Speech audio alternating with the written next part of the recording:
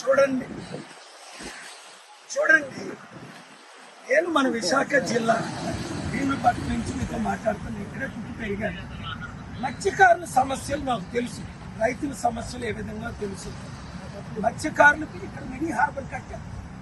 ఎన్ని సంవత్సరాల నుంచి అడుగుతున్నారు, ఎవరైనా పట్టించుకున్నారా? ఇన్ని పార్టీలు ఎమ్మెల్యేలు మంత్రులు వచ్చి అంతే ఎలక్షన్ ముందు వస్తారు, వెళ్ళిపోతారు. నేను మత్స్యకారులకు 3 విషయాలు: 1, మీకు మినీ హార్బర్ కట్టిస్తాను.